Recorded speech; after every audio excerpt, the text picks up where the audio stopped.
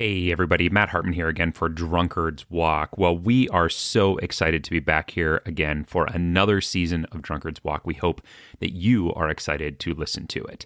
If you've never listened to our show before, welcome.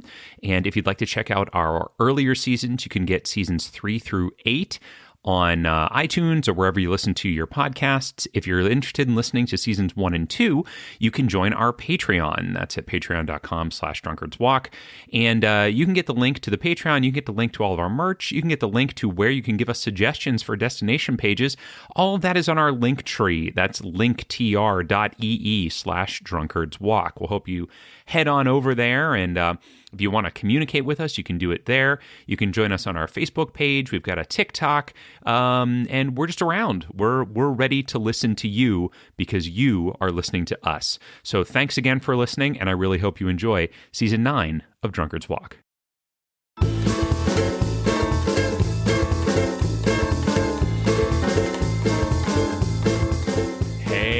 Hey, everybody. Hey, what's going on? How you doing? Hey, look over here. It's Drunkard's Walk. Look, hey, have you forgotten about us? Don't forget about us. I know we ended season 8 a while ago, and here we are.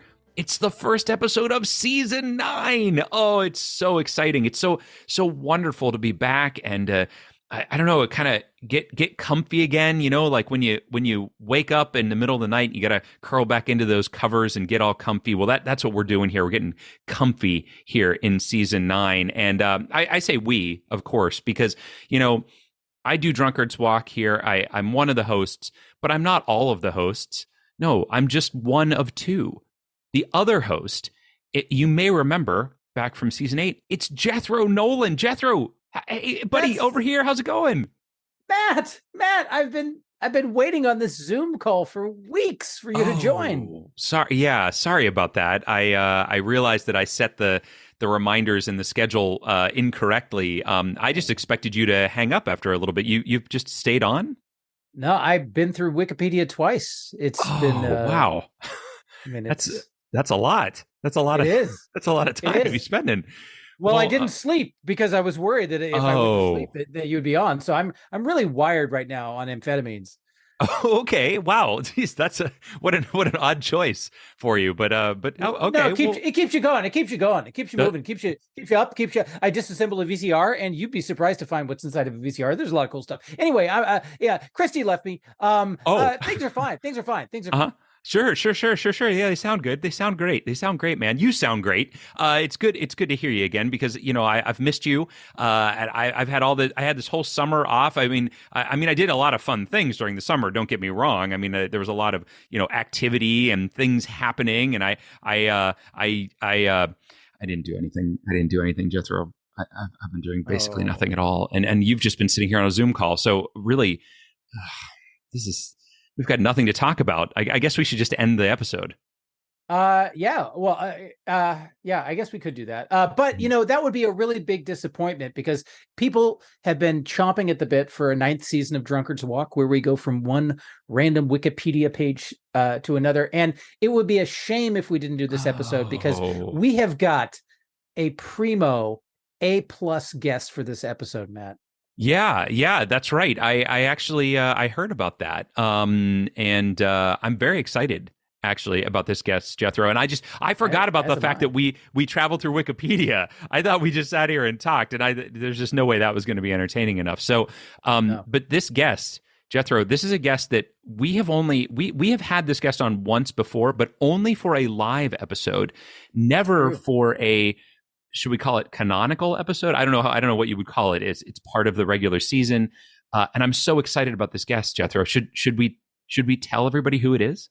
I feel like the episode will go more smoothly if we do. But even if we didn't say his name, the Pittsburgh centric audience of this episode would absolutely recognize who it is. In fact, let's play a little game. Okay. Mystery guest, could you just say a sentence or two, and we'll see if people can guess who you are based off of just your melodious voice. Ooh.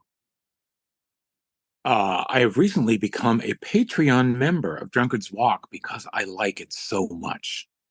Oh my gosh. Wow. Praise upon praise.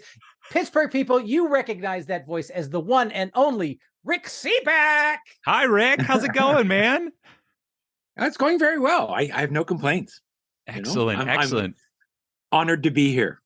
Well, we are honored to have you, and absolutely honored. Yeah. Let me just say right away, thank you so much for joining our Patreon. That when I saw the message come through, honestly, the message came through on my email, and I just saw Patreon, and I was like, ugh, more spam, and I deleted it, and then I went, wait, did that say you have a new patron? And I had to go into my trash, and I was like, oh my gosh. And I opened it up, and it was you. And I was running around my house. I was telling everyone that I could find, Rick Sebak is a patron. Rick Sebak is one of our patrons. And people were like, you need to calm down. And I said, no, I'm not going to do it because I'm so excited about it.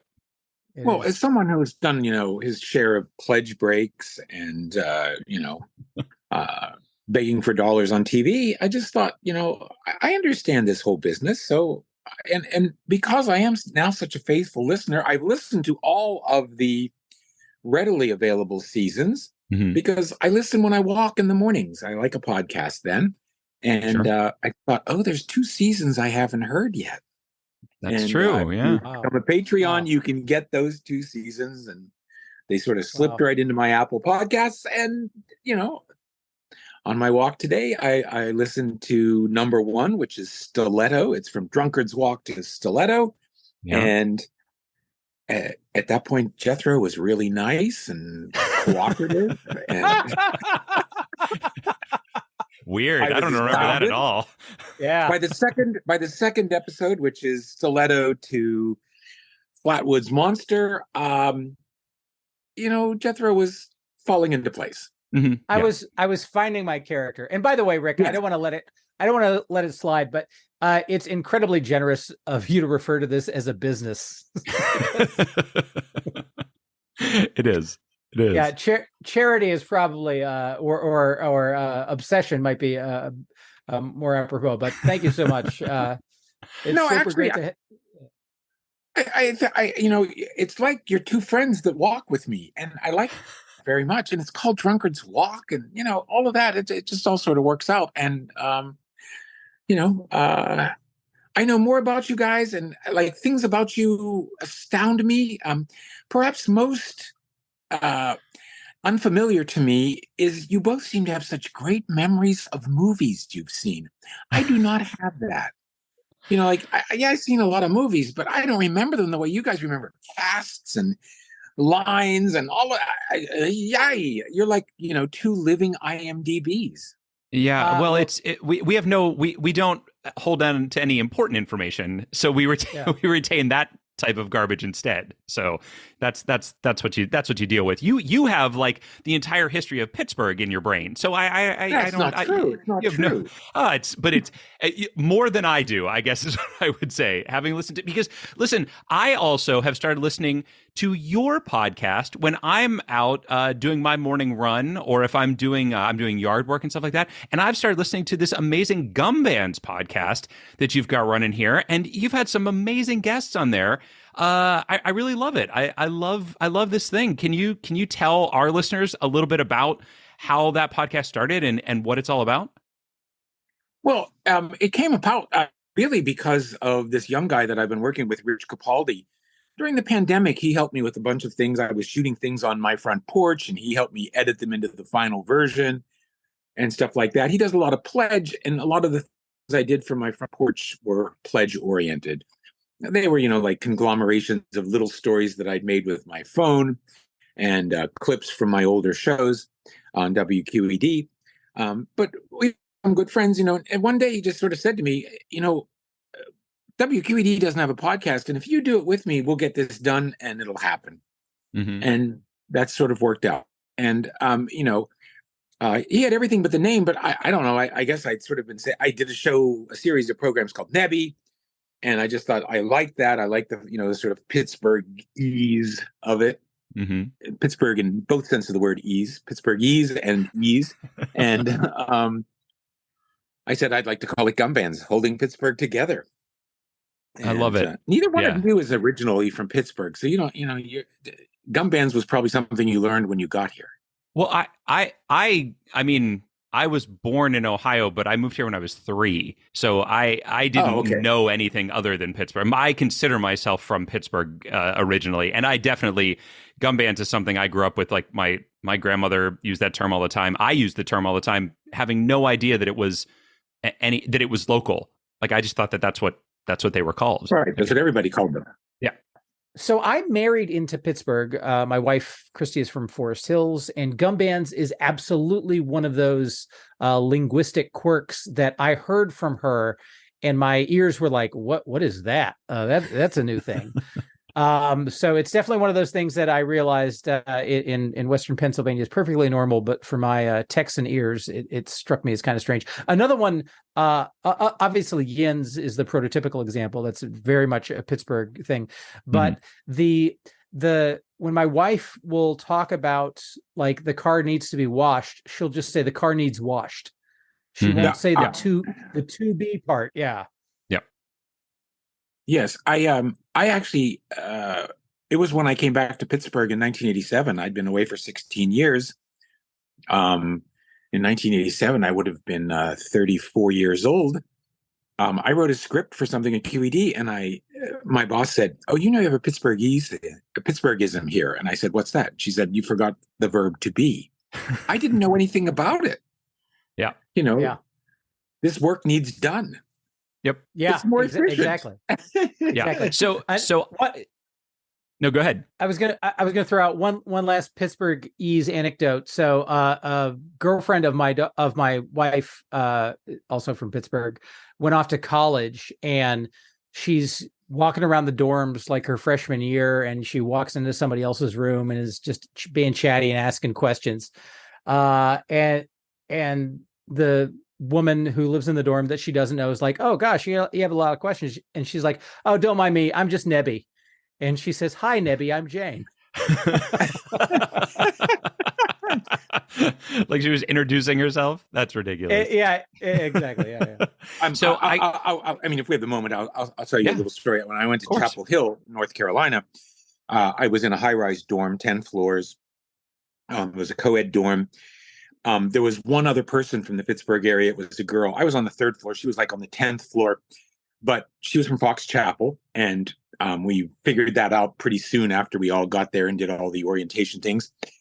And then she called me one day and says, "Rick, can you come up here? These girls are making fun of me. I just said I could really use a jumbo sandwich." And they said, "What's that? Elephant meat." Oh, man. Jumbo. That's a Pittsburgh term too for bologna, Yeah. That was one that I learned was a term. I hadn't heard that used really, and I kind of learned that one. But I gotta go back to the to be, the leaving out of the to be, because I learned in college that was wrong, and I had taken all kinds of AP English classes and things like that. Never realized that it was incorrect. And then when I was on my honeymoon, we went to Universal Studios in Florida, and we were at the Twister experience. It's not really a ride. It's kind of a walkthrough thing. And as we're walking through, there's like a tour guide, and the tour guide was talking. She's saying all these different things. And I leaned over to my wife and I said, she's from Pittsburgh. And my wife said, "What do you mean?" And I said, "She just said the dog needs fed." And my wife was like, "What?" And I said, "She said the dog needs fed." I said, "She's from Pittsburgh." So we went, and a little bit later in the thing, we walked up and we were talking to her, and we were like, "Hey, are you from Pittsburgh?" And she was like, "Yeah, why? How do you know that?" And we had this whole conversation, and she was like, "Why are you guys on your honeymoon? You should be getting to the fronts of rides." She took us backstage. She gave us passes. She got us to like the fronts of the lines. It was amazing. We made this little connection, and all because of this grammatical thing that is supposedly incorrect. But I say it's just saving time. It's just saving. It was all because the dog needed fed. That's right. Yeah. That's right. Yeah. It feels like there's a great murder mystery to be written where the ransom note is written in Pittsburghese and somebody cleverly figures it out. That's it. Absolutely. I think maybe I'll write that, and it'll just be it'll all be just for that scene. The rest of it'll be garbage, but that discovery will be amazing. I think be really well done. Well, yeah. Go on, Jethro. No, I was going to say a tiny sliver of the readership will be electrified by the local reference. Exactly. But Matt, I feel, Matt, you were about to segue to something very important. So, I was going to segue us into the reason we brought you here, Rick, or the reason that you agreed to come, and that is that. And for those that haven't listened before, we usually bring on a guest to give us a destination to our walk for the day. So we actually know where we're going to be starting, and we start every season with a one of our topics from the first season, and we kind of work our way down the list, and we have reached a starting point of Mantis shrimp. So that's where we're going to be starting, but we don't know where we're going to be ending. Rick, what have you brought us today? Well, before I tell you my suggestions, I because you said that to me before we started recording, I looked up Mantis shrimp, and there's colorful pictures. I'm not on the Wikipedia page. I'm just on the Google page. Okay. For Mantis shrimp. It is the spotted lanternfly of the shrimp world. Well, I don't think it's quite as invasive, but it has these big red lined wings, and they, I don't know whether they're flippers or what, but the big picture looks a lot like a spotted lanternfly. Yeah. Anyway, we were told, in fact, Jethro, when we got this topic, what did the person who suggested it call them? It was something like the badass something of the sea or something like that. Do you remember that, Jethro? I do not remember what it was. Okay.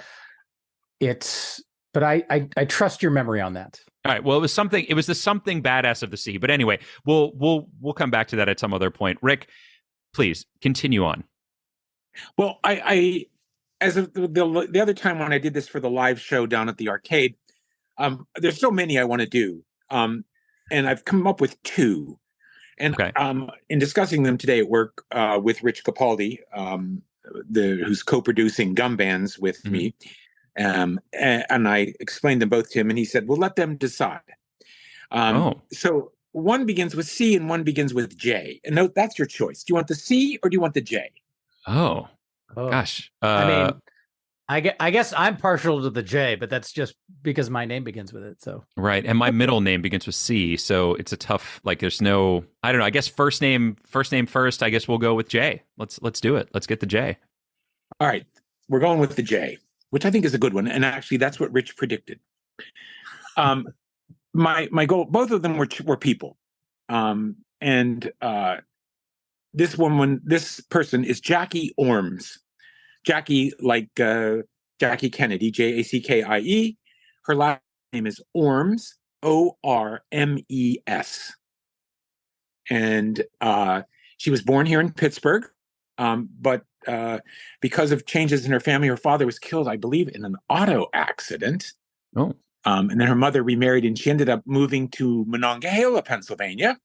Okay. And she went to high school there. She graduated from high school in Monongahela in 1930. So that should give you an idea. I mean, she was born in 1911. Okay. She is the first African-American woman cartoonist and creator of several comic strips, first for the Pittsburgh Courier, but then syndicated nationwide. Wow. And, yes, she's just an amazing character and a very accomplished woman. She had started at the Courier, I think, as a proofreader, and she worked with Robert Vann, who's one of the classic editors there. And she started her first comic strip was called Torchy Brown in Dixie to Harlem, and Torchy Brown was this very beautiful woman who was moving from Mississippi to New York City to become a singer. And wanted to work, in the entertainment business. She moves around a little bit. She moves to Chicago for a while, but then she ends up back at the Courier, and she does, you know what I mean by a single panel comic strip, sort of like Family Circus. That's just one image each day. Sure. Yeah. She does one of those called Patty, Joe, and Ginger. And she's known both for Torchy Brown and Patty, Joe, and Ginger. She's actually in my program, A History of Pittsburgh in 17 Objects, because a Patty Joe doll was made And it was very unusual because it was a young African-American girl doll that, had changeable clothes, and it wasn't like a baby doll. It was a little girl. Okay. And that has become quite a collector's item amongst doll collectors. Oh. If you have a Patty Joe doll. But the reason we did a gum bands today with Dave Bracey, who is the guy who started the Barrel and Flow Festival, which USA Today named the best beer festival in America this year. Mm-hmm. And, nice. He has this really wonderful skill of pairing essentially white breweries with black politicians, comedians, artists, all kinds of things, and they come up with what they call a collaboration. Mm-hmm. And so one of the collaborations was called Torchy Brown after this comic strip. Oh, okay. I remember that. Okay, so Jackie Orms is my goal for you guys. Wow. See if you can get to Jackie Orms. I don't know what other kind of cartoonist, that's how you're going to maybe get there, African-American cartoonist, but a really wonderful character. And actually, I loved she in a 1985 interview for the Chicago Reader, she described Monongahela City as spread out and simple. Nothing momentous ever happens here. Very nice. How flattering. Now, Rick, you mentioned the Pittsburgh Courier, and forgive my ignorance. Was that an African American newspaper in Pittsburgh? Yes. Or was that just? It was okay. For many years. It was the dominant African American newspaper in the country. It was it was called the Pittsburgh Courier, but it was done and marketed across the country. If I remember correctly, it was largely through the efforts of Pullman porters on railroads who would share their copies. But then it expanded beyond that, and it was printed in other cities. There was a Chicago edition, and a Denver edition, I guess, and all of that. But for a long time, the Pittsburgh Courier was the predominant African-American newspaper in America. Wow. Gotcha. I didn't. Well, I had no knowledge of that. That's amazing. Yeah, it is. So and it's really wonderful history. Yeah. So I will say, a couple of observations. First of all, I'm shocked that Rick Sebak gave us something from Pittsburgh history as our yeah, I'm sure you are. And secondly, just randomly, the name Orm, my maternal grandmother's maiden name was Orm. Although she was not from Pittsburgh, although my maternal grandfather was from Pittsburgh. So in fact, they were my maternal grandfather's was part of the Votley Lutheran church on the north side, which got torn up and when they were building the highway through there. Mm-hmm. And so a number of my, even though I am not from Pittsburgh, a number of my direct ancestors are either in Allegheny County Cemetery or in the Votley Cemetery on Troy Hill. Oh. And their name is Orms. No. That's their name was Cradle. Okay. Cradle was the original name, but my mother's birth name was Constant Allers Cradle. And if you go to the north side of Pittsburgh today, and you are looking to go to one of the attractions on the north side and you get lost, you're going to pass two parallel streets it's not near anything that I could point to. Maybe the Penn Brewery, maybe over in that direction. But there are two parallel streets called Constance and Allers. And literally never heard the name Allers in any other context. But it's always fun for me personally to drive past those two streets because they have my mom's first and middle name on them. I used to really love driving down through that area and then coming out of up to 279, headed back towards the north, because there used to be, well, there still is the building there, but you used to be able to see the Hartman Company on the side of that building. And now they've built another building in front of it. And so that brick wall that says Hartman is now been erased from existence, essentially. And I'm just angry about it. Just angry. It's not my family, but still, I'm just angry because I used to love pointing that out. Look, that's me. There's my name. Now it's gone. Yeah. Totally gone. Angry. Wow. Yeah. Old ghost signs should be preserved. Yeah, I agree. I absolutely agree. Now, now, Matt, we've made this mistake before, and I don't want to make this mistake on today's episode, because we are, first of all, I can't overstate for the non-Pittsburgh listeners who are listening to the podcast how central Rick Sebak is to the heart of Pittsburgh and how Pittsburgh thinks about itself. He is the Ken Burns of Pittsburgh, although he's a lot more upbeat than Ken Burns in a lot of ways. Yes. But he is the institutional nostalgic memory that Pittsburgh has for itself. And you're always very generous with your time. I know you've done shows at the arcade. You've shown up at my house for our Labor Day parties, and there's always there's a never-ending electric charge of excitement when, oh my gosh, Rick Sebak is here. True. But Rick Sebak has a Wikipedia page, and we are a Wikipedia podcast. And I would feel like it would be a tremendous oversight for us not to acknowledge and honor that, that we have an actual Wikipedian here as our guest on today's podcast. I think we did recognize that in the live show, actually, because I believe Dave Foreman put it up on the screen for us, if I'm not mistaken. But those shows are not canon, so this needs to be in the part of the official record. Fair. That and also I was not looking at the screen, and I was drunk. So all true. Yeah, all too true. I want to ask, and just to clarify, just to make sure, you have verified that Jackie does have a Wikipedia entry, correct? Oh yes, I'm actually looking at it on my laptop right now. Okay, excellent, perfect. Just wanted to we've been that is the mistake I thought you were going to talk about, Jethro, because we've made that mistake before and not checked with our guest. So I just wanted to. I mean, it was stupid of me to even ask. I know you know the podcast too well to make that kind of mistake, Rick. So I apologize for even doubting you for a second. And you guys first discussed this, I believe, while talking about the Flatwoods Monster, which was interesting to me because you knew nothing about it. Whoever gave it to you, you didn't talk to them. You had no clues. Yeah. And at the point where I'm listening right now, you still don't know what it is. But, having gone to school in Chapel Hill, North Carolina, and then living in Columbia, South Carolina for 11 years after that, I've learned that path down through West Virginia quite well. And there's some places I always stop, and one of them is Flatwoods. Oh, okay.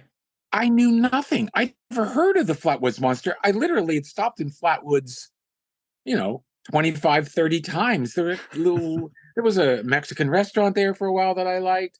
There was a sort of dry goods store. I don't know what you call that. It was like, where you can get bulk food and stuff like that. And then now there is a great antique mall there, and I still stop there. Just because it's a point when I feel like I got to get out of the car for a while.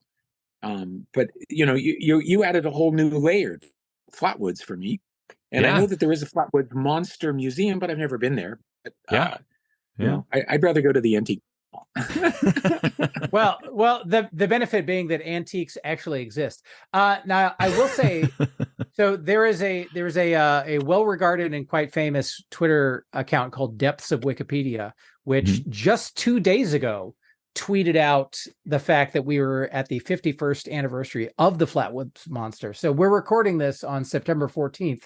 September 12th, 1952 was, not the 51st anniversary, the 71st anniversary of the appearance of the Flatwoods Monster. So it's a historic occasion. There you go.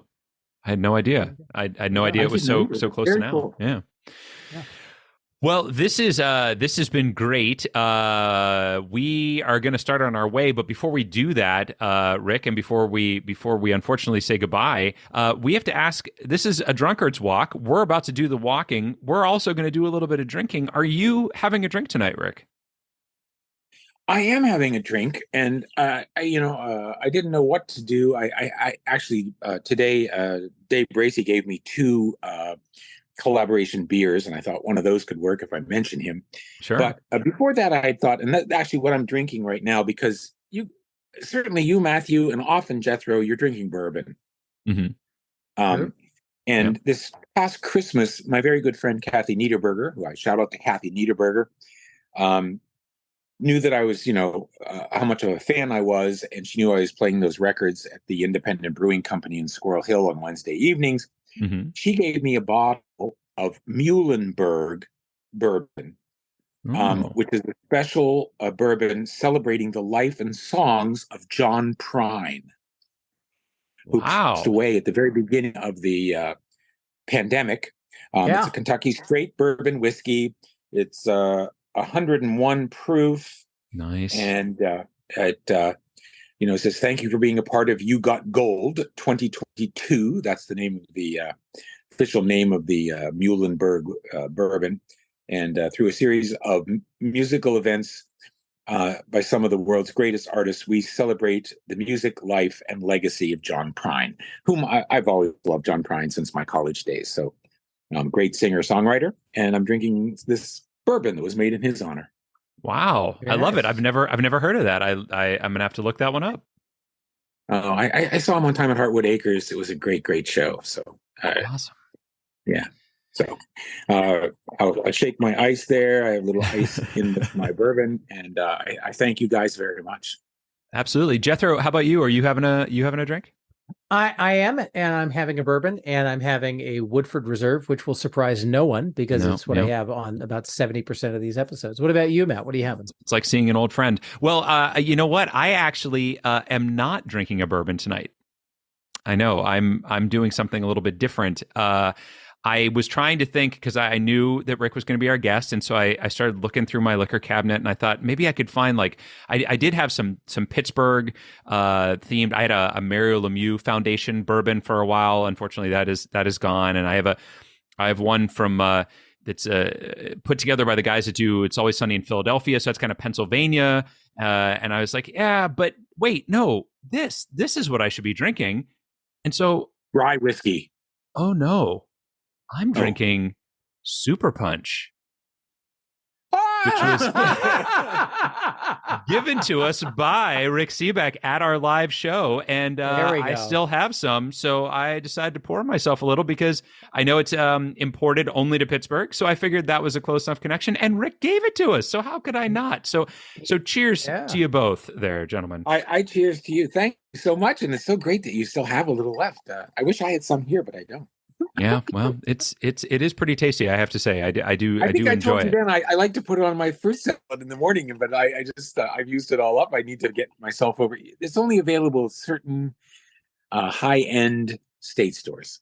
I know it's usually at the big one in East Liberty. That's where I usually get it. They have it also, if in case you ever they don't have it there. They also carry it at the one in McIntyre Square up in the North Hills on McKnight Road. So if you ever need to find it again and you can't find it in East Liberty, it might be there. Excellent. Well, good luck finding Jackie Orms, and I salute you guys always. Thank you, Rick. Very much. Thanks so much for doing this, Rick. We really appreciate it. Thanks for being a patron too. You're the best. Well, that was fantastic. I am thrilled every time I get to talk to that man. Every single day. He is so generous, and he is like, you can easily see how somebody with his local celebrity status could just be a total asshole. Yeah. Like, and trade in that, and like never does it once. He is always incredibly humble and genuine and down to earth. And like, and again, like he's done Comedy Royale with you. He's done, he did like a Christmas dinner with the Nolans where he read Night Before Christmas with us. Like every single time, just an absolute delight of a human being to work with. It just what a great guy. What a great guy. Pittsburgh is incredibly lucky to have him. I completely agree 100%. And I am just, and also like for me, I don't know how it is for you. I mean, I grew up with him, hearing his voice, like just immediately makes me feel comfortable and relaxed and happy. And it blows my mind that I get to talk to him. Like, when you like watch a TV show enough and you start to think like, hey, I'm friends with these people, because that's what your brain starts to do. Like, so I'm like, oh, Rick Sebak. Of course I know Rick Sebak, but Rick Sebak doesn't know me. And now he does. And I can't even wrap my head around that a lot of the time. Like it blows my mind. So So I didn't grow up with Rick Sebak. I didn't grow up in Pittsburgh and have the sort of hagiography around him and everything. But I will say that and because of that, maybe like, oh, he's a documentarian. Like, I get it. Other people are documentarians, but like the thing that stands out for me is just what a incredibly disarmingly nice person he is. Yeah. And like, even if he weren't a local Pittsburgh celebrity, gosh, he's just a nice guy. Yeah. Exactly. And like way above average in terms of like it's funny because like another super fan of the podcast that we adore is Dave Foreman. And like those two like just have so much niceness and kindness crammed into them that it's like, oh yeah, it reminds me of where I sit on the continuum of niceness. Well, which is not in that august company. But I mean, this is great. So there you go. So these are two people that love listening to Drunkards Walk. And so, listener, if this is your first time listening, or maybe you want to tell some friends about it, just know that you're a nice person if you like Drunkards Walk. I mean, that clearly, all the scientific data points in that direction. It's just science. It's just science. Yeah. It's measurements, and they don't lie. So, all right, Matt, we've got one thing to do before we kick this season off. Proper. We've got to do a little guessing here. We got yes, we do. Well, Jethro, actually, before we actually do our guessing, we need to figure out what is at stake this season for our guessing. All right, then. What do you like? Well, first of all, I don't think that I've paid you for last season yet. Did I? I don't think I sent you. I think it was supposed to be a bottle of a bourbon of some type, and I don't think that I've actually paid. I don't think I paid my debt. I didn't want to bring it up, but okay. You should have. You should have reminded me before now. Before I'm remembering a whole season hiatus later. Well, I suppose there is then the option of doing double or nothing, which I don't love because then you get nothing potentially, and both of us get nothing. I don't really love that. So. Do you want to do a bottle again? You want to say it's another bottle, or I mean, I will pay my debt to you. I promise by the next time we record. I mean, I feel like in the mail. I feel like double or nothing is really what we have to do since you brought it up. You do? You really want to do that? And then one of us, like, we could both wind up with nothing at the end of the season? No, there's zero chance of us both winding up with nothing. No, that's not how double. That's how double or nothing works. Is that we say. No, that's not true. If I win this season, then I wouldn't owe you anything, and I would get nothing, and you would get nothing, right? Versus if you win, you would get 2 bottles. That's not what double or nothing means. That's not what double or nothing means. Of course it is. Double or nothing means that we go again, and it's double the stakes, and whoever wins it wins the doubled stakes. Then where's the nothing come from? Because the other person gets nothing. No, that's not what it means. But if that's the way you want to do it, if you want to say at the end of this season somebody gets 2 bottles, I'm fine with that.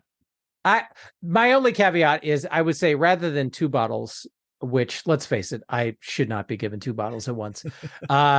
Let's do bottles and stakes. So let's do a bottle of bourbon and stakes. I see. As the prize for this season, as our doubling down. Okay. I feel like okay, that's fine. I absolutely agree to this because I think that I can do nothing but break even essentially, and you could potentially lose out. So I am down. I'm absolutely down. Let's do it. Bourbon and stakes. Let's do it. Now we got to write down our guesses, and so we are going from Mantis shrimp to Jackie Orms. So I'm going to write down my guess. Oh, and in case, Jethro, this affects you in any way, our average over the whole life of the podcast is 7.27. Wow. So last season there were reports of like our average being in the 5s. That's because the wrong formula was in our spreadsheet.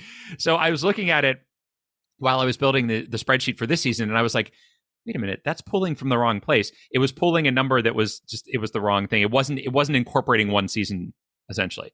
So anyway, yeah. So 7.27 is our average overall. If that affects your guessing in any way, I just want to make sure you had the same data that I had before I made my guess Well, before you made yours. I appreciate that. Now, my bigger question is, who wrote that formula for that spreadsheet that gave the wrong answer? Was that you or was that me? It was me.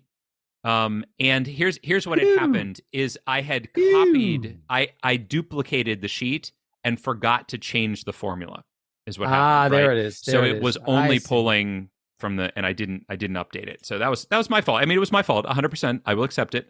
But it's also, yeah. So that's what happened. The only reason I asked Matt is not to lord it over you, although that is the kind of boot that I would make, but only because in my work life, I derive a tremendous percentage of my identity as being the guy who's good with spreadsheets. So I would feel terrible if that was my error, because it would just cut to the heart of who I am as a man. Yeah. Well, no need to worry about that. It was definitely on me, and I use spreadsheets more now than I once did, but not as much as you. So there we go. All right. Let's do it. We've got our numbers written down. Yeah, I got my guess. I'm good. Let's do this. All right. Mantis shrimp. Here we are. And jumping back into it here, folks. So the mantis shrimp, if you're not familiar, is a carnivorous marine crustacean of the order Stomatopoda. Sure. What of those? Definitely. Either way, they branched off from other members of the class of Malacostraca around 340 million years ago. So that's a long time. But they are about 10 centimeters in length, and a few of them can reach up to 38 centimeters in length. That's a pretty big difference there. But yeah. So they're vicious. It looks like here they are prawn killers, sea locusts. They are sometimes called. So yeah. So there we go. So we're trying to get to a cartoonist, and the first female African American cartoonist is what Rick said. Yep. So what is our path from a sea creature to a cartoonist? All right. So what do you think? So I mean, it's going to be challenging to avoid a geographic route, and I knew that coming in, Rick Sebak was going to come in with some Pittsburgh heat. Mm-hmm. So the temptation of going through Pittsburgh and famous Pittsburghers was always going to be with us. But I will say, if you scroll down a bit under culinary uses, Japanese cuisine is linked here. Oh, okay. And I don't know if you know this about Japan, but they're famous for the anime. Oh, and interesting. That could get us into the visual arts, which could theoretically get us to cartoonists, which could theoretically get us to Jackie Orm. That's interesting. See, so I was thinking about things like newspapers or dolls. I mean, he mentioned that this particular Patty Joe doll is a very well-known, very collectible doll. So I was wondering if there was a path that took us through either newspapers, of which we've gone through some newspaper types of things in the past, or dolls. Now, don't get me wrong, I don't see anything on this page that is like, hey, there's a doll of a mantis shrimp. There's mantis shrimp Barbie or something like that. But I was wondering along those lines. Do you have any feelings about either of those paths, or are you all about getting into the visual arts and going through cartoons? I mean, it's certainly, all things are possible within Wikipedia. Like, mm-hmm. I've just never heard of a Patty Joe doll, and I have no idea about the degree to which it is risen to the level of its own Wikipedia page. Well, thing. Let's be clear. I'm not necessarily saying that doll has its own Wikipedia page. What I'm suggesting is if we were able to get into dolls or doll collecting in some way, which may indeed have its own Wikipedia page, that might be a path. But I can see an argument against it for sure. But if that specific doll, which connects us to Jackie Orm, mm-hmm. doesn't have its own Wikipedia page, then we're just in the vague. And I say this, my mother is a doll collector and has several hundred dolls of various types mm-hmm. In cabinets around her home, and there's a lot of dolls out there. Yes. No, I understand. And I get that. Like, that makes sense, that it might be too specific to get into it. Now, here's a suggestion that I have if we're looking again at the visual arts, is that there's a link on here to Plankton. Do you know where I'm going with this? How does that get us to the visual arts? All right. So I don't know if you've ever seen the show SpongeBob SquarePants, but in that really. Show, there is a character who is kind of the antagonist, kind of the villain, named Plankton. Squidward. No, I thought Squidward's. Yeah, Squidward's the more common one. Plankton shows up from time to time. Plankton's not there all the time. He's more of like a I'm going to take over the world type of villain. Like the Brain from Pinky and the Brain. Yeah, or like a Dr. Doofenshmirtz from Phineas and Ferb, something along those lines. So my suggestion would be to go through Plankton to get into the character Plankton, which gets us into cartoons for sure. Whereas Japanese cuisine, we're going to have to get into Japan, which is very geographical, and then get into anime, and then get into cartoons. So I think this might be a quicker path if we want to go that route.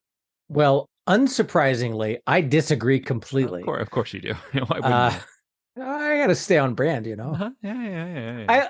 I like how Rick was talking about our first 2 episodes, and how it took me like 1.5 episodes before I decided to become the heel of the podcast. Yeah. Honestly, surprising it took me that long. Yeah, I think Plankton is a bit of a stretch to get to the character Plankton. Also, by the way, we're forbidden from all of the category and additional purple box things at the bottom, which might make those types of connections. So I really like Japanese cuisine as a much better option. Well, we could very easily, if Plankton wasn't mentioned on the Plankton page, we could absolutely get through it for the disambiguation, which is not off limits. So my concern is that just because it occurs at the top of the page. Yeah, well, we've always said that disambiguations are fine, but here's the deal. My concern with going through Japanese cuisine is that we have to go through Japan, because we're not going to go to Japanese cuisine and get to anime. It just ain't going to happen, right? So my concern is, you think that Japanese cuisine is going to list anime on the page? It could get to Japanese culture, which technically bypasses Japan as a link. I see. Yeah. I wish there was something on here that was more connected to like a newspaper, or that I thought would connect us to newspapers, but they're just not.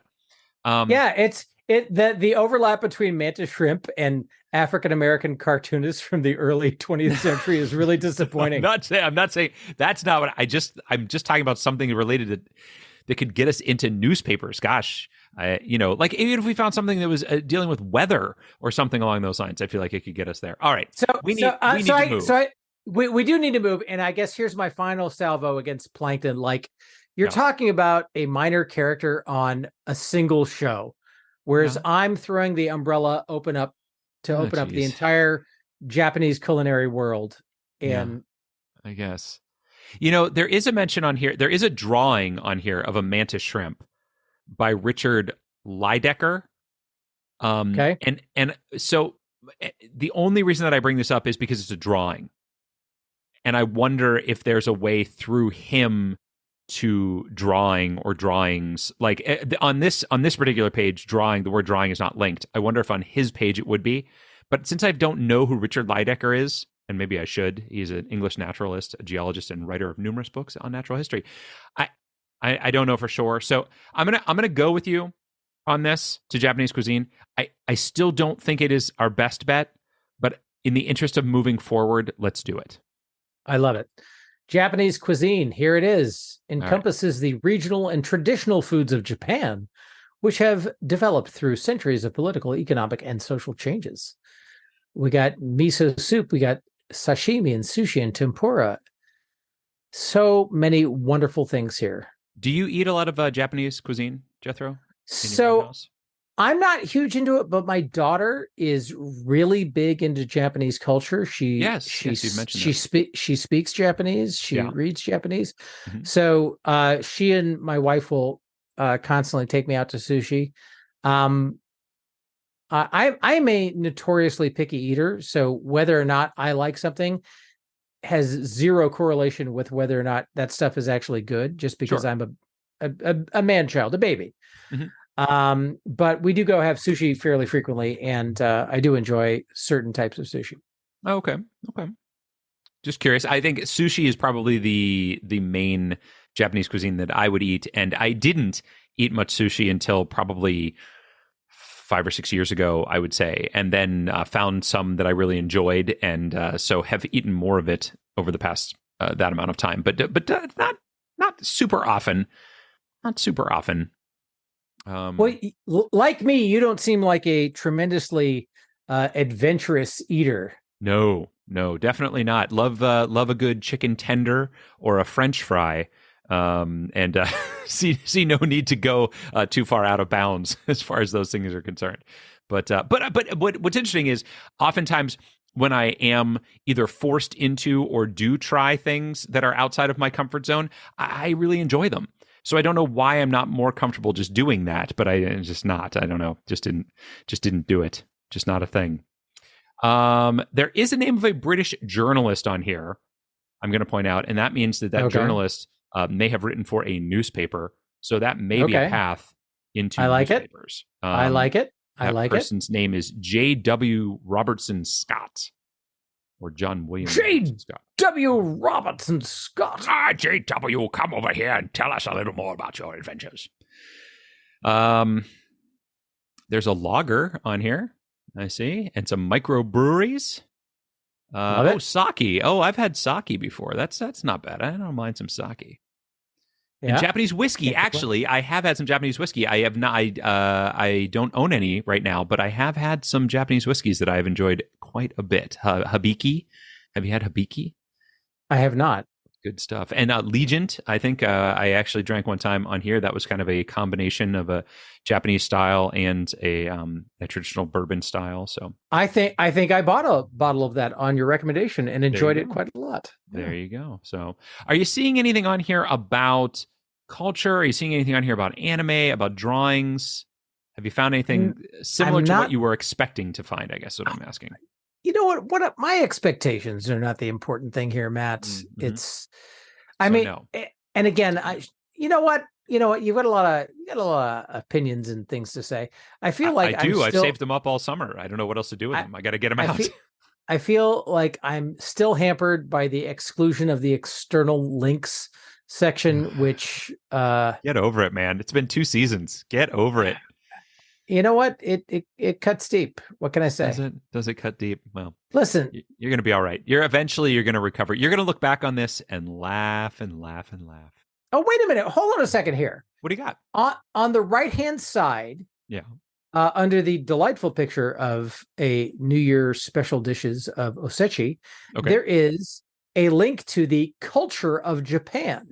And underneath, there are links to things like media and sport and monuments and symbols. Mm-hmm.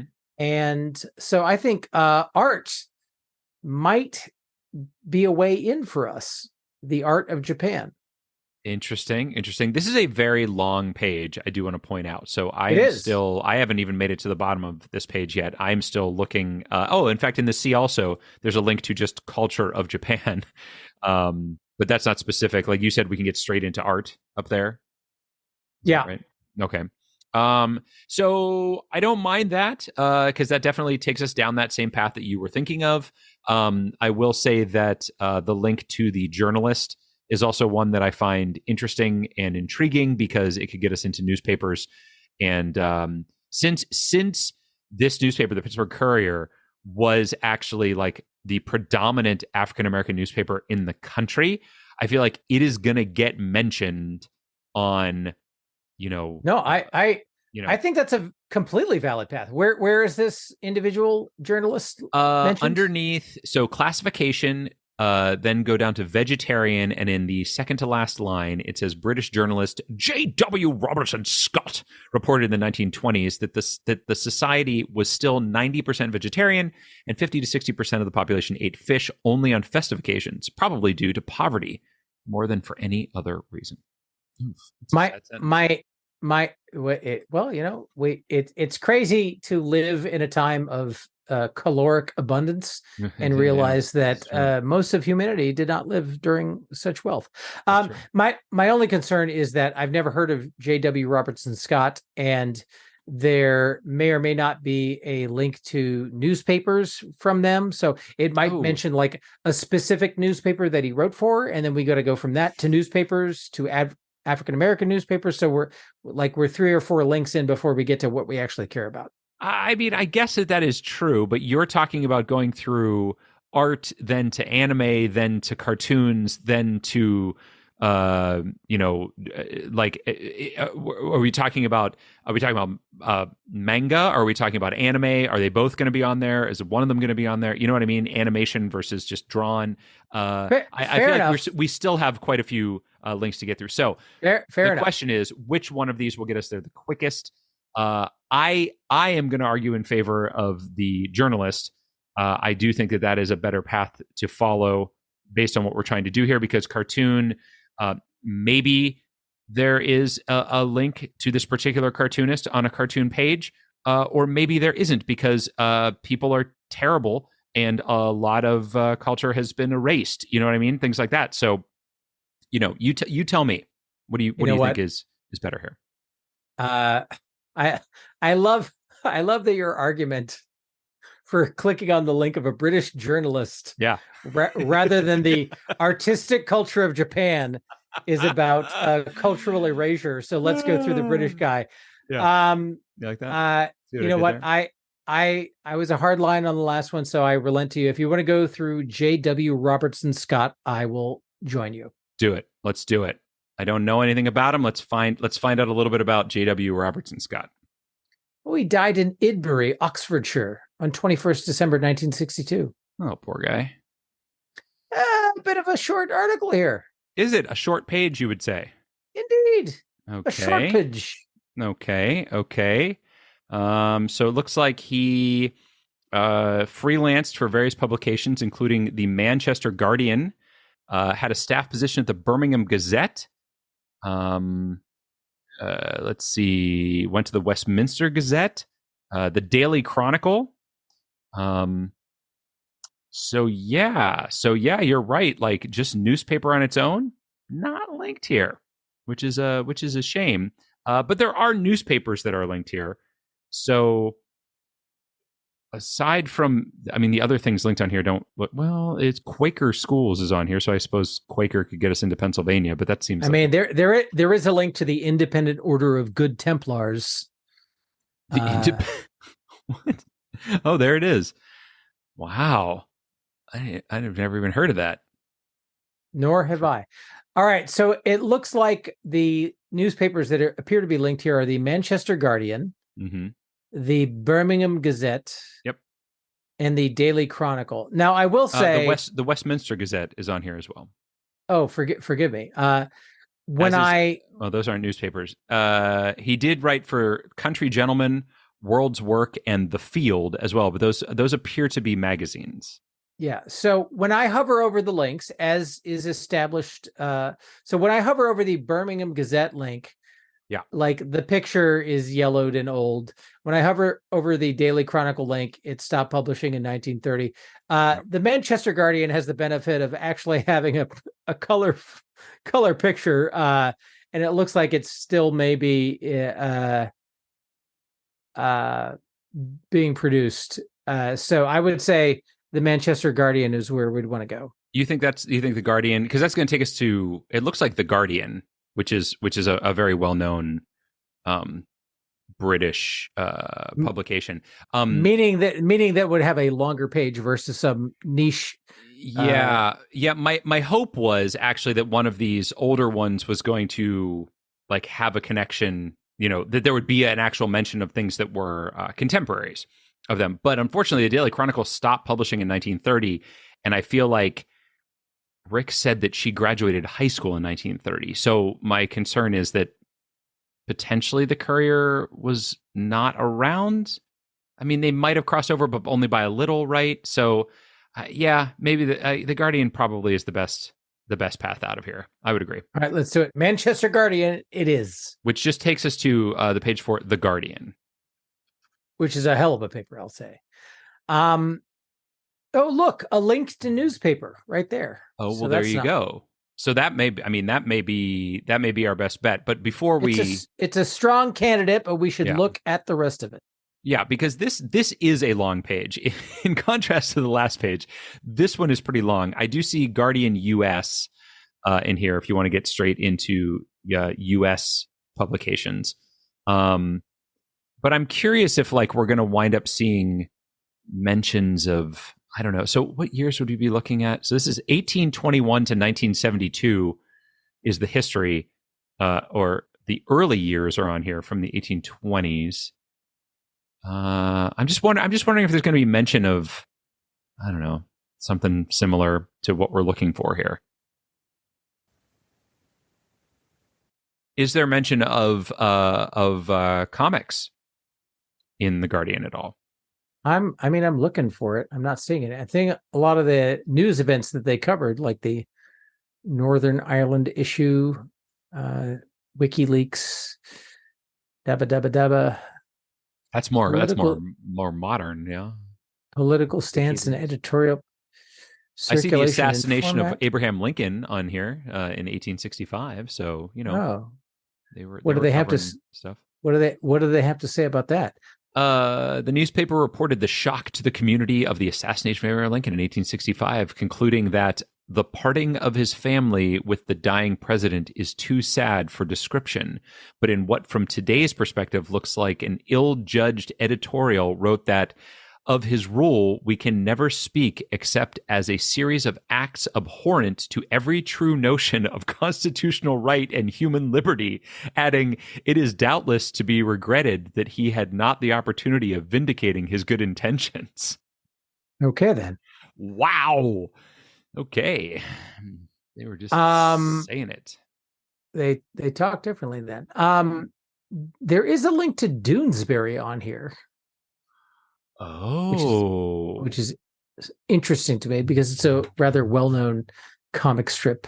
That is a comic strip. I agree. Interesting. So right now we've got newspaper and we've got Doonesbury as our two main things to look at. There are a bunch of U.S. Newspapers listed on here. I see the Washington Post is listed, as was New York Times, Wall Street Journal. There we go. Righty. Yeah. Clark County, Ohio is on here. U.S. presidential election. This is I do see a link to the Pulitzer Prize for Public Service Reporting. So Pulitzer Prize does offer a cartoonist award, if my memory serves. Oh, I'm not familiar with that, but I believe you. But I believe that is for political cartooning. I could be wrong. Okay, that makes sense. And if it is, then that I don't know that Jackie Orme was explicitly a political cartoonist, which would hurt us. It didn't sound like it, but I mean, having never read any of her comics, it's tough for me to say for sure. Yeah. I'm looking to see, like, you did not see anything about like cartoons or cartoon, like just cartoon in general is not listed. Like they don't have comics in this. I say cartoon, comic is not. There's a difference, right, between a comic and a cartoon. Is there? Well, a cartoon would be like animated, right? Whereas a comic would be a sing like. I mean, just drawn and you would read. I feel like that comic and cartoon, there's a lot of overlap in the popular use of those terms. Oh yeah, look there. You're right. The Doonesbury thing says it is a cartoon strip, which is not linked, by the way. Cartoon strip, of course, because why would it be? That'd be dumb. I don't know. So far Doonesbury is my favorite thing that I've seen on here. So if you scroll down, interestingly, which I am doing. I am scrolling down. So there is a section dedicated to cartoonists. Oh. Okay. And I also see, by the way, a Cartoonist of the Year award for Steve Bell, and Steve Bell is linked on here. Yeah. So interestingly, there is a there on the list of cartoonists for The Guardian, it appears that there is a single person in the cartoonist list in The Guardian that is a woman.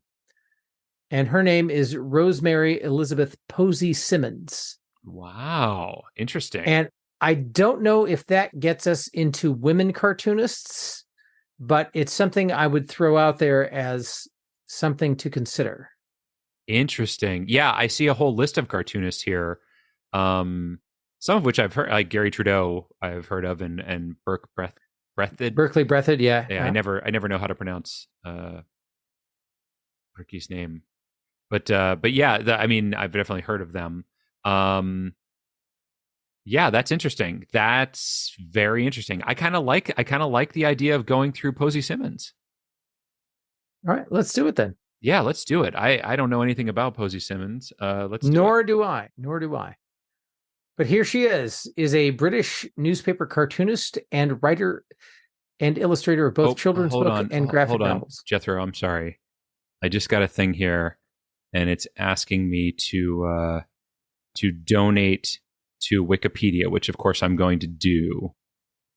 So give me just 1 second here while I do that. You know, folks, Wikipedia is free, but if you don't support them, they go away. So you always have to make sure that if you want to have Wikipedia around, make sure when that little donation thing pops up, you say yes and you give them a little donation. That's what I'm doing right now. So I'm just going to my PayPal and I'm donating some money to them. You ever done that, Jethro? You ever donate to Wikipedia? No, I have not. But if you're looking for a struggling organization to give money to make sure that it stays viable, then the Drunkard's Walk Patreon is right there. It is. It absolutely is. But the Drunkard's Walk Patreon wouldn't be around without Wikipedia. So I have to support them. And folks, you can help support the donation that I just made by jumping on board and giving to us. How about that? That sounds like a great idea. Do that. And you can find that Patreon, by the way. You can go to Patreon, search Drunkards Walk Podcast, or you can go to our link tree, which is linktr.ee/drunkardswalk, and you can give through there. All right, let's get back to Posey Simmons, who I think you mentioned. Did you say anything about her? That she writes illustrates children's books? Did you say that? Graphic novels? And graphic novels. So cartoonist is a link here, which I feel like could get us somewhere. I agree. There's a lot of biographical information about Miss Simmons individually, but what I'm more interested in is the idea of women cartoonists. I see. Oh, never mind. That's French. The French Association of Comics Critics and Journalists. I was hoping that was going to be a thing, but it's French, so I don't think that that's going to have what we're looking for. Yeah, this is not a super long page either, which isn't shocking, but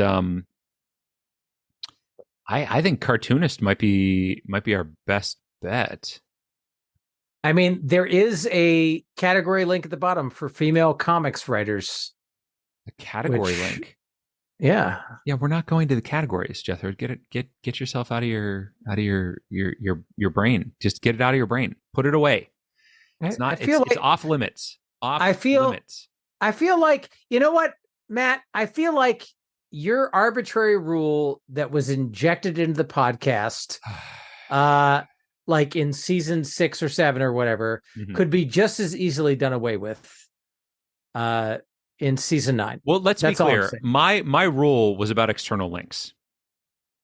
It wasn't about, or they weren't even called external links. What were they called? They were called something else. I'm looking at external links, and that's not what they are, because external links takes you outside of Wikipedia. I forget what they were called. Categories.